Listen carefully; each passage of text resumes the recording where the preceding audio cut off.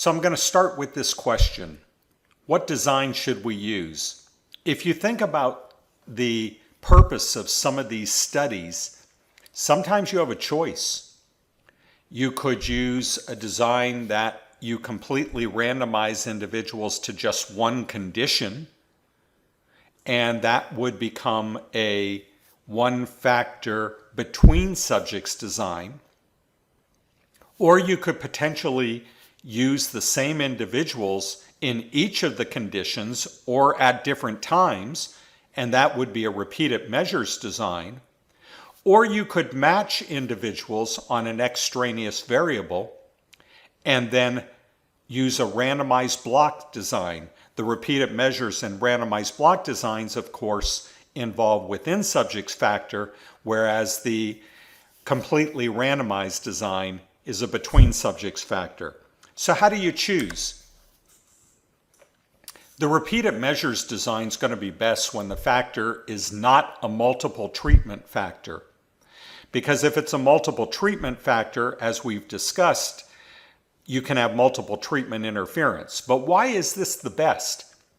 Well, because you're using the same individual under these various conditions, and normally they're going to be times if you're using the same individual, and therefore you're not introducing variation due to an individual. Okay? If you think about the simple control treatment experiment, if it was possible to have the same individual in the control group as in the treatment group, then you wouldn't worry about making sure that the extraneous variable distribution in the control group is similar to the treatment, because it would be the same if you had the same individual in both. Think back to my example with the monster study.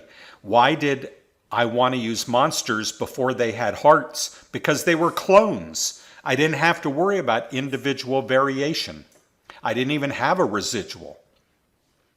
So repeated measures is going to be good when you don't have a multiple treatment factor.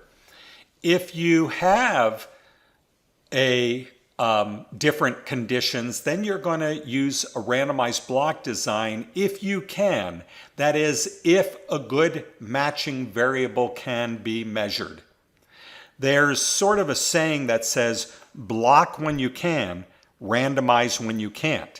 Well, even if you're blocking, if you then randomize within the block, so if you remember my example that I gave before of having students in an algebra class, 3 of them at the A level, 3 at the B level, and 3 at the C, and we want to put them in one of 3 conditions, the blocking occurred when we took the 3 students and said, you're going to be a block. You're going to represent, as if you were a proxy, everyone else in the block.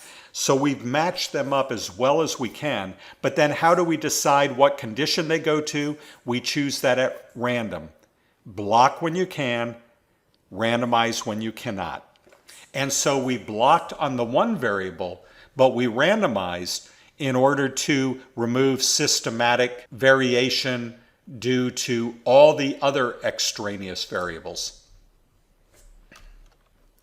Complete randomization does avoid interference, and it does avoid having to match on an extraneous variable, but it also requires more individuals, more units, more participants in your study.